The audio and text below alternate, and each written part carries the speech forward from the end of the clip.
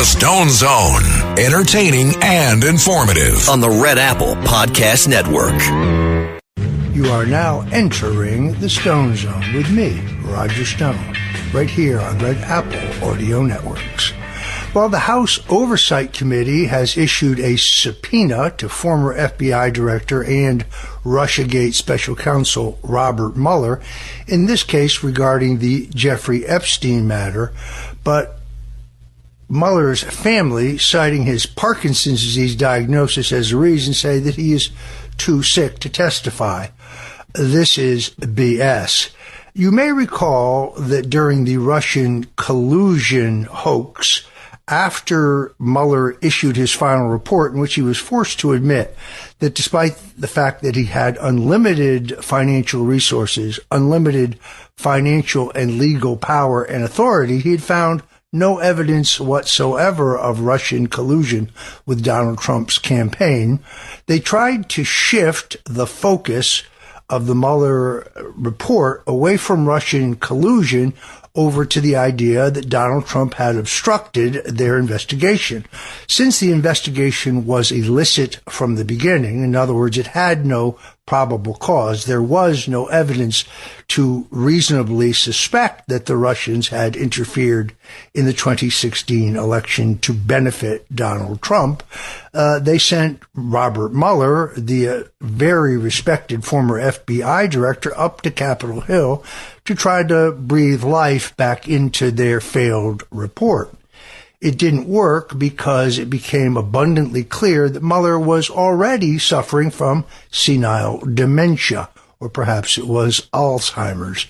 This entire thing failed. What it proves, of course, is that even then, Mueller was a front man. He was never really running the investigation. The investigation was being run by the single most corrupt federal prosecutor in U.S. history, Andrew Weissmann. Now, for those who are unfamiliar with Weissmann, he got his start in Brooklyn covering up mob murders. Sammy the Bull killed at least 14 men without consequences because Andrew Weissmann covered for him in his sworn testimony. Then Weissmann went on to destroy the Enron Corporation, as well as their accounting firm, Arthur Andersen, putting thousands of people out of work. Today, Weissmann, who's a legal commentator for MSNBC, continues to brag about the Enron case. He fails to mention that his convictions were overturned 9-0 by the U.S. Supreme Court that cited his prosecutorial misconduct. The most outrageous contact that he did during that prosecution was when he locked the 30-year-old CFO of Enron in a coffin-sized metal box with just a slit for the eyes, left him out in the sun until he agreed to testify the way Andrew Weissmann wanted him to. There was a formal complaint filed with the New York Bar Association against that tactic, but go to the records of the Bar Association, you'll find that that complaint is missing. Now, Andrew Weissmann was always the guy running this seditious conspiracy to remove a sitting president, and now, unfortunately, the House Oversight Committee has withdrawn their request for Mueller to testify. An aide to the chairman of the House Oversight Committee said, "We learned that Mr. Mueller has health issues that preclude him from being able to testify. The committee has withdrawn his subpoena." I am opposed to this. It is very clear that Mueller was declining even during the Russian investigation. He was never anything more than a front man for the deep state subversion against President Trump that was ordered from on top. Still, the House Oversight Committee should not let him off the hook. Epstein received the sweetheart deal when Mueller was FBI director. Why did Mueller's FBI agree to let this pedophile skirt justice? The police chief in Palm Beach, Florida, turned over to the state's attorney a case in which Jeffrey Epstein sexually trafficked 33 underage girls. He also turned over a airtight case for statutory rape of another 22 underage girls by Epstein. Yet the state prosecutor in Palm Beach County decided after Alan Dershowitz and Gerald Lefcourt and Roy Black and other heavyweight criminal defense attorneys weighed in to charge Epstein with one count of solicitation. Only when the Palm Beach County police chief objected did the prosecutor bump that up to one count of solicitation of a minor. Epstein should have gone to prison then forever, but the U.S. attorney working with the FBI director decided after a formal complaint from the police chief, who believed that the state prosecutor had either been bribed or threatened, decided to rubber stamp the slap on the wrist for Jeffrey Epstein and seal the case. None of us today would know what really transpired, except for the Palm Beach Post newspaper went into the courts and waged a several-year epic legal battle to get this information unsealed. Why did Robert Mueller's FBI help this pedophile skirt justice? Those answers need to be known, and Mueller should not be given leniency because he is decrepit.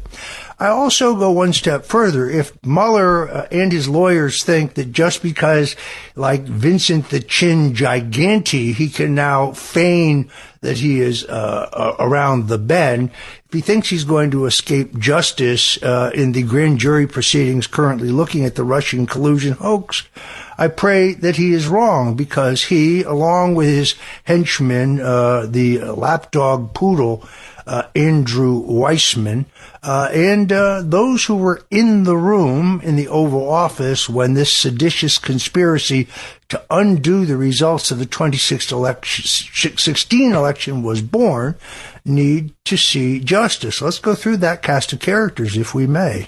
President Barack Obama. Now, he clearly was the ringleader.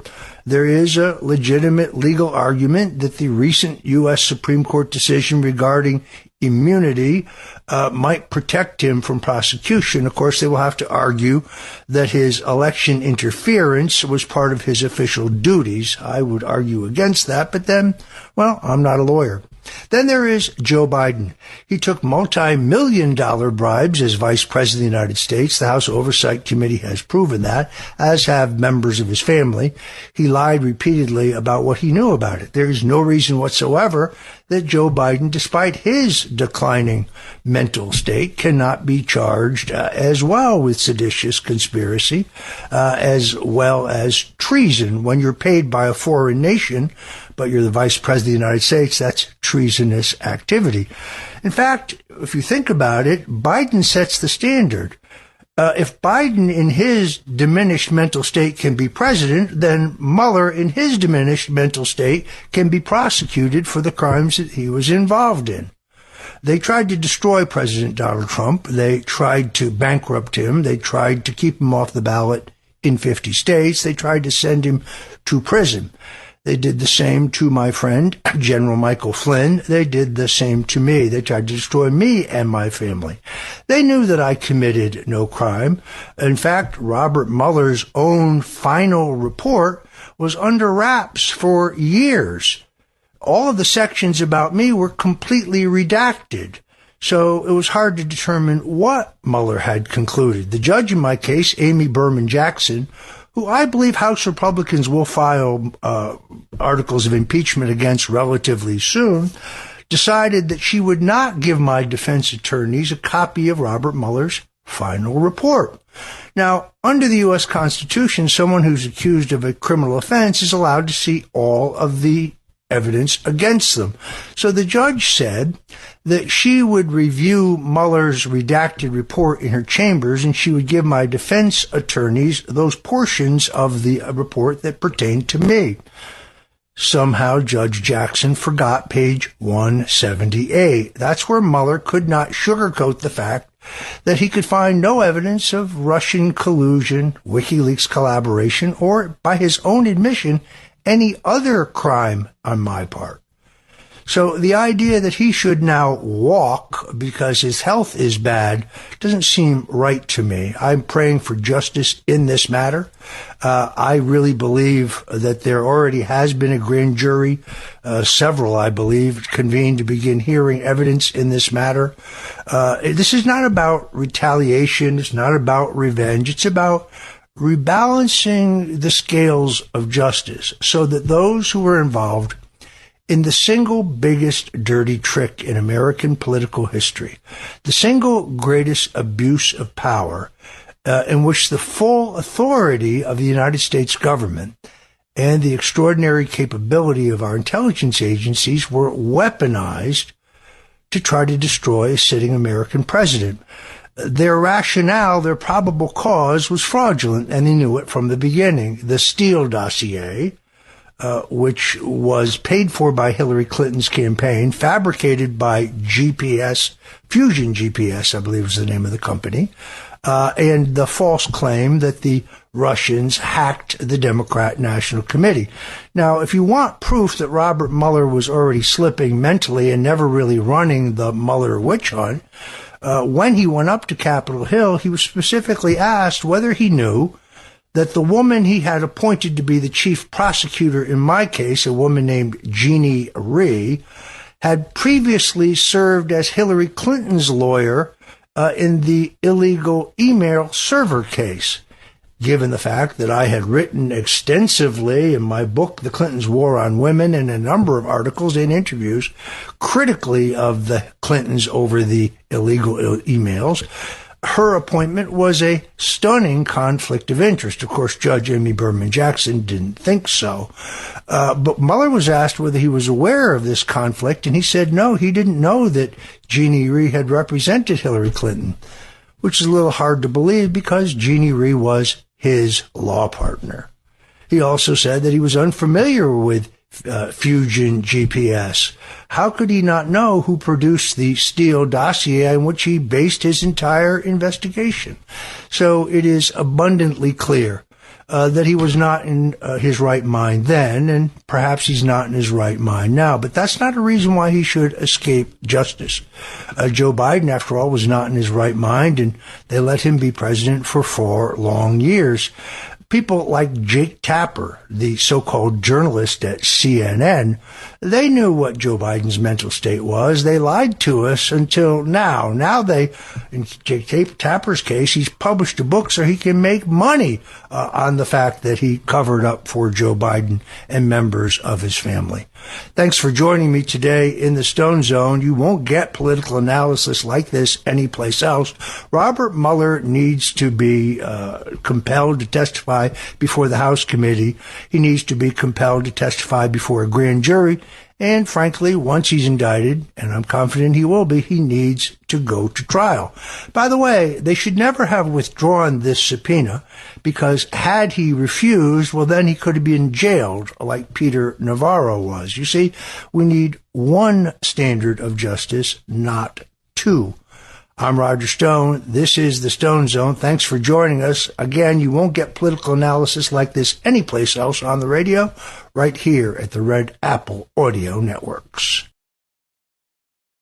The Stone Zone, entertaining and informative. On the Red Apple Podcast Network. Welcome back in the Stone Zone. Where did the summer go? It's Labor Day already. For me, that means no more seersucker, no more Madras, no more white bucks, no more two-tone spectator shoes. I admit to you that summer is my favorite fashion time of the year, but the tradition of not wearing white or seersucker after Labor Day stems from early 20th century American social customs, particularly among the wealthy elite. White clothing, or seersucker, often made of lightweight fabrics like linen and cotton, was associated with summer leisure and wealth. It was impractical for manual labor and easily soiled, obviously. The upper class used fashion rules to distinguish themselves, and avoiding white after Labor Day, marking the end of summer, signaled adherence to these exclusive social codes. By the 1920s, these guidelines became more widely adopted through fashion magazines and etiquette guides. While less rigid today, the rule persists as a cultural nod to seasonal transitions and historical class distinctions. I choose, even though I live in very hot and humid Florida, to adhere to the rules. Meanwhile, Canada's Prime Minister Mark Carney has announced that Canada will be removing its 25% retaliatory tariffs on American products beginning today. This move restores free trade for most goods covered under the Canada, United States, Mexico agreement. Canada will keep tariffs in place on steel, automobiles, and aluminum as trade discussions continue. Carney said, in this context and consistent with Canada's commitment, I'm announcing today that the Canadian government will now match, and we will match the United States by removing all Canadian tariffs on U.S. goods, especially those covered under the Canadian-United States-Mexico agreement. Countries such as Canada realize that Donald Trump is not going to flinch. He will use America's economic position in the world to maximize what is best for the American people. President Trump is unflappable. He is steadfast resolve. He is a man of steel. These ideas, because he wasn't seen for a couple of days, that he was dead or sick, are nauseating. I spoke to him last night. He's in the best mood of his life, vigorous and determined. I think post-Butler, Pennsylvania, he has a certain sense of urgency. He knows that he has but 4 years to turn this country around, and he's determined to use every single minute of it. By the time his second term comes to an end, President Trump will have remade the global order on trade, and that will have ramifications for centuries to come. Remember, the pointy-headed economic experts all told us that if he pursued better trade agreements with our trading partners, that inflation would soar, unemployment would take off, and the stock market would crash. They have been wrong about all of those things. The economy remains robust, and if Trump can now rightfully remove one of the members of the Federal Reserve Board of Governors who got caught red-handed engaging in excessive mortgage fraud, the vote will shift on the Federal Reserve Board of Governors to 5-4 against an interest rate cut to 5-4 in favor of cutting interest rates on the American people, and this economy will really take off. You're listening to me, Roger Stone, right here in the Stone Zone on the Red Apple Audio Networks. Please, whatever you do, don't touch that dial, because we'll be right back. The Stone Zone, entertaining and informative. On the Red Apple Podcast Network. Welcome back in the Stone Zone. President Donald Trump is now finally demanding answers from Pfizer about the effectiveness and efficiency and safety about the COVID-19 vaccinations. President Trump wrote on his Truth Social platform, "It's very important that the drug companies justify the success of their various COVID drugs. Many people think they are a miracle that saved millions of lives. Others strongly disagree. I have been shown information from Pfizer and others that is extraordinary, but they never seem to show those results to the public. Why not? With the CDC being ripped apart over this question, I want the answers, and I want them now." President Trump has been listening, in my opinion, to Robert F. Kennedy Jr., the Secretary of Health and Human Services. I'm a big RFK fan. Everybody knows it. Big Pharma's corrupt machine regime has raked in hundreds of billions of dollars from their promulgation of the COVID vaccination. It's absolutely clear that they paid off scientists and doctors to terrorize the public so that they would submit to the vaccination regimen. And now it is clear that the COVID vaccine were safe and may have never worked. I'm not certain that we know the answer. It's time to get the answers, and those who deceived the public, they need to be held accountable for what their crimes against humanity are. I particularly believe this is true in the case of Dr. Anthony Fauci. Now, I was once charged with lying under oath to Congress, even though no statement I made to Congress was material. No statement that I made to Congress that was inaccurate was willful.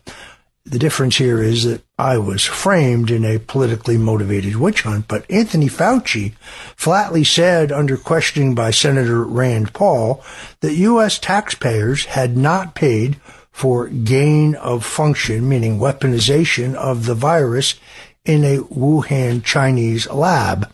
And that is a lie, a stone-cold lie, one that Dr. Fauci should be prosecuted for.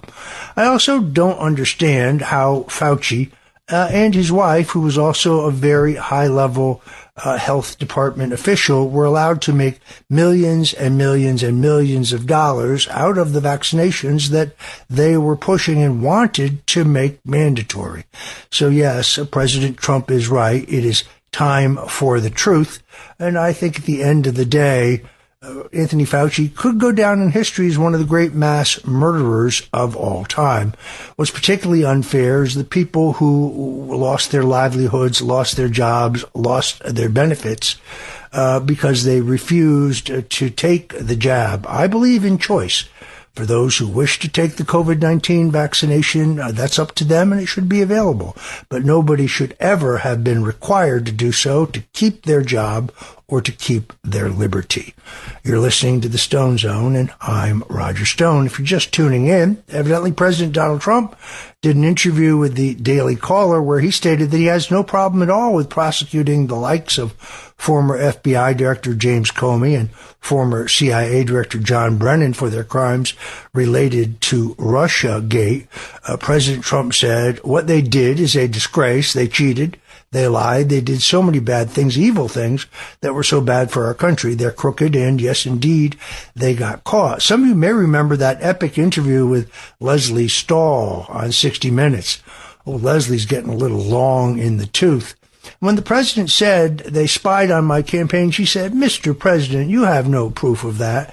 We're 60 Minutes. We can't just say anything." Leslie, you're so busted, it's ridiculous. We now have from Tulsi Gabbard stone cold, irrefutable, undisputable proof that there was a seditious conspiracy and that they did indeed use FISA warrants to spy on Donald Trump and his campaign. Lesley Stahl owes the American people an apology, but don't hold your breath because I don't think we're going to be getting one. The Director of National Intelligence, Tulsi Gabbard, has now declassified all the documents that show that Comey and Brennan and many others are guilty of fabricating evidence to frame Donald Trump as being a Russian agent. They knew the intelligence was faulty, but they ran with it anyway because they wanted to sabotage President Trump's America First agenda. You see, they never saw him coming. They didn't take him seriously. After all, Bill and Hillary Clinton had decades of experience in presidential campaigns. Donald Trump was a mere businessman from New York, the most improbable president in American history. Now it's time for them to pay the price. FBI Director James Comey, who was trying to entrap President Donald Trump, the CIA Director John Brennan, who jammed the Steele dossier, the fake report that accused Donald Trump of misconduct in Russia, into President Barack Obama's intelligence assessment. They knew what they were doing. Yet Brennan still goes on MSNBC and says he's worried about his reputational damage that he's sustaining and the tremendous cost to him. Really? Mr. Brennan, I lost everything. My home, my savings, my insurance, which made it difficult when my wife was diagnosed with stage 4 cancer, which I think was the result of the stress of being hunted for 2.5 years in the Mueller witch hunt.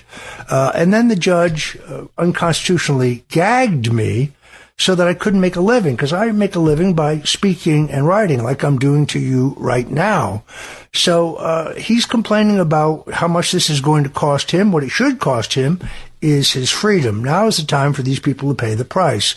Comey, Brennan, Biden, Rice, Rosenstein, Mueller, Weissman, this entire criminal cabal belong behind bars. This will be a great first step towards restoring the rule of law in America.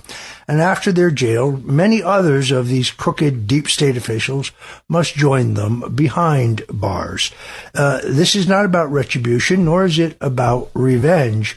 It's amazing how these people continue to cling to narratives that have been completely and totally disproved. It's like Peter Baker of the New York Times. Peter Baker is not a journalist. Peter Baker is a propagandist. He would still have you believe that what happened on January 6th was a violent insurrection designed to overturn the results of the 2020 election, when we now have overwhelming evidence that it was a Fed-surrection, that the people initially breaking into the Capitol, the first group breaking into the Capitol, a majority of them were working for the federal government. Robert Mueller, the FBI director, Christopher Wray, the FBI director, flatly refuses to say how many undercover FBI or Department of Homeland Security agents were in the crowd. They never stop telling the same lie, whether it is the COVID-19 vaccination is safe and effective, or whether it is January 6th was an insurrection designed to overturn a presidential election, or that Donald Trump was involved with Russian intelligence and they helped him win the 2016 election. The good news is that with Elon Musk taking control of Twitter, converting it to X, and then having the courage to produce all the records that definitively prove that our intelligence agencies were working with executives at Twitter, as they were with Facebook and Instagram and YouTube, to silence anyone who would not agree to their lies. My view, the single greatest problem in the country today is censorship. To this day, although I'm back on X, you can find me there as Roger J. Stone Jr., Roger J. Stone Jr. I'm verified. There's about 20 Roger Stones on X. Make sure you get the real one, the right one. That would be me. But I'm still banned for life on Facebook, still banned for life on YouTube. Interestingly enough, I finally got back on Instagram, where I'm Roger Stone MAGA. That's because somebody else has my real name and I'm not allowed to use it. So if you're on Instagram, you can find me at Roger Stone MAGA, and you can always find out what we're going to be talking about on the Stone Zone every day by going there. Meanwhile, I am dismayed by the attacks on Catholic churches in this country since 2020. A new report from Catholic Vote has demonstrated that there have been over 500 attacks on Catholic churches since 2020. 355 of these attacks came after the Dobbs decision that reversed Roe v. Wade and stopped the unconstitutional mandate that allowed abortions across the country. By the way, there's a great movie, Roe v. Wade. I highly recommend it to you because I have my one and only cameo role as an actor in this movie. The movie was produced by my good friend Nick Loeb, who asked me whether I wanted to play a small bit part in the movie, so I play a Washington Post reporter. I'm slippery, slimy, duplicitous, sneaky. I really play the part. I nail it, as a matter of fact, exactly as you would expect a Washington Post reporter to be. You might want to check it out, Roe v. Wade. It's a great movie. Meanwhile, Catholic Vote stated, while a handful of these attacks have included thefts, the vast majorities have involved only property destruction, indicating the primary motive is not material gain in these attacks on churches. The fake news media has essentially refused to report on these attacks because they refuse to paint Christians as the victims that they sometimes are. To the left, Christians are meant to be attacked and demeaned as restoration for colonialism and all types of imagined historical injustices. But in actuality, Christianity is the core of Western civilization that has been an incredible blessing upon the world.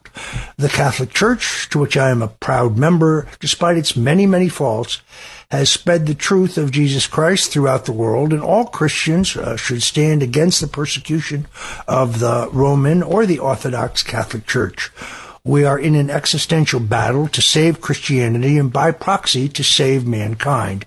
It is time that we start to act like it. President Trump has, in fact, pledged $110 million to faith-based nonprofits that are being increasingly targeted by terrorist mass shooters. The Department of Homeland Security Secretary Kristi Noem wrote in an X post, in the face of violent communities, the Trump administration is helping houses of worship, schools, and community centers to harden their defenses against attacks and to protect themselves. The far left demands gun control every time a transgender, mentally ill shooter using psychotropic drugs targets a church. But the fact is, Minnesota, the scene of the most horrific recent mass shooting, has among the most stringent gun control laws in the country. If having guns is made criminal, only criminals will have guns.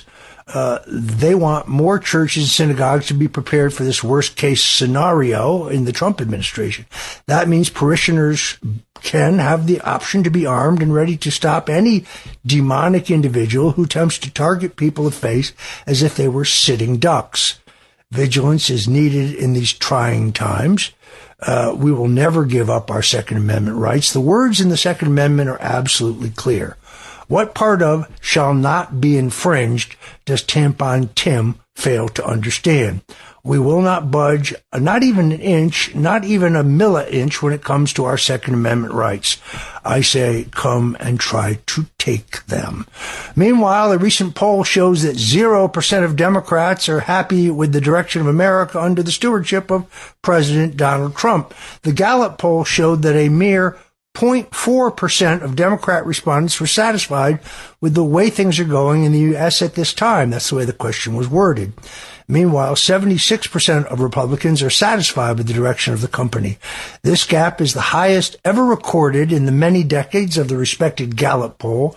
It is really quite shocking. Columbia University government professor Robert Shapiro said, two things are at work here. One is a genuine Democrat dislike of what's happening in the country regarding prices, tariffs, and so on, and then all the opposition to what Trump has been doing. Second is a partisan perceptual bias that leads Democrats to see things as worse than they are, and Republicans to see things as better than they are.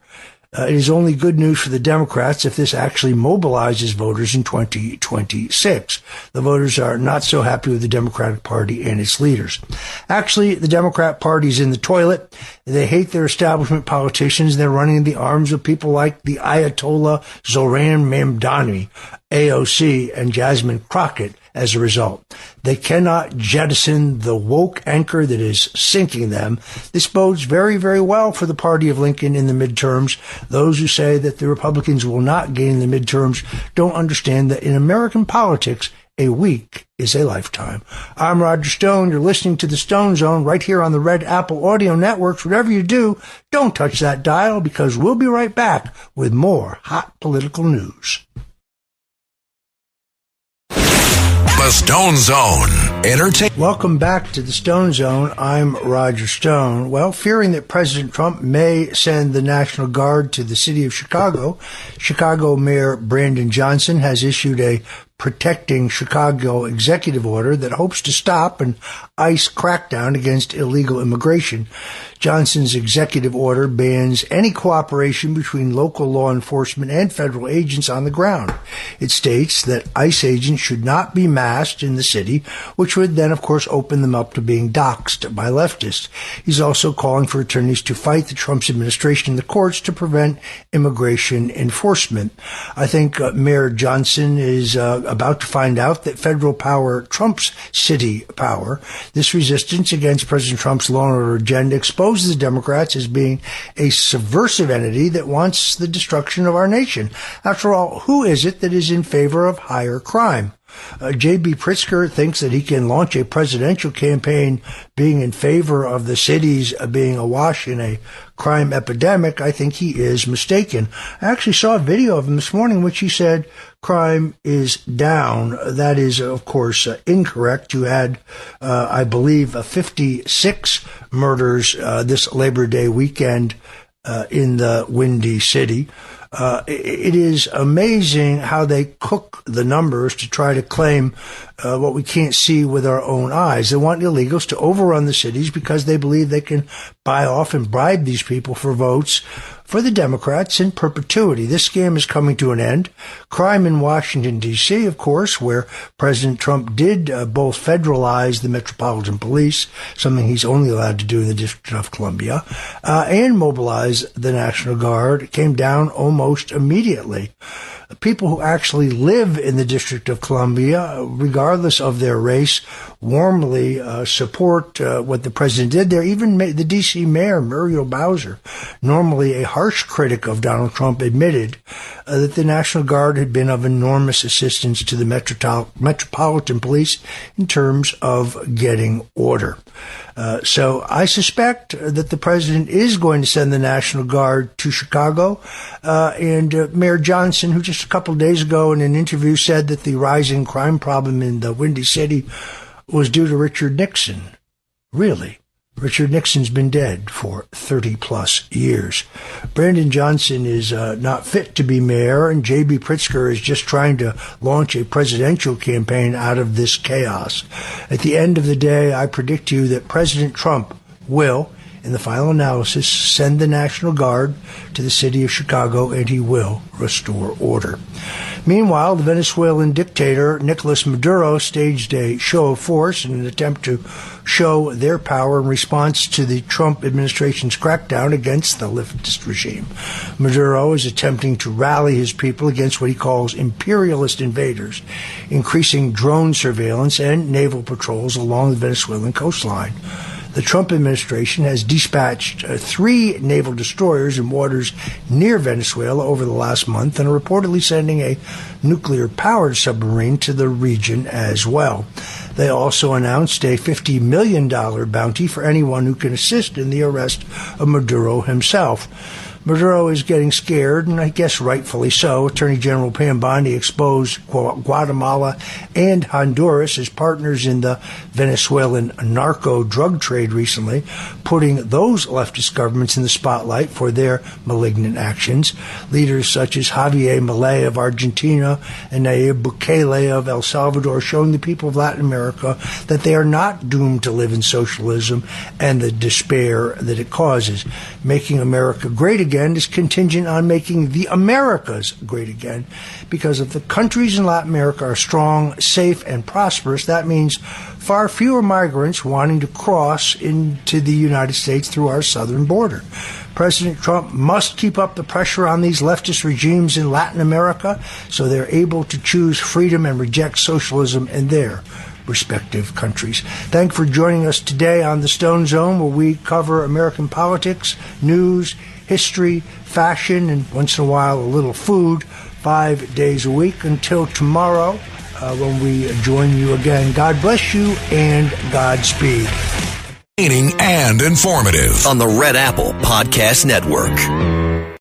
Thanks for listening to The Stone Zone with Roger Stone. You can hear The Stone Zone with Roger Stone weeknights at 8 on 77 WABC. If you like the podcast, share it with your friends and listen anytime at WABCRadio.com and download the WABC Radio app. Hit that subscribe button on all major podcast platforms. Plus, follow WABC on social on Instagram, TikTok, Facebook, and X. See you next time for a new episode, so you never have to wonder, what the heck is going on here?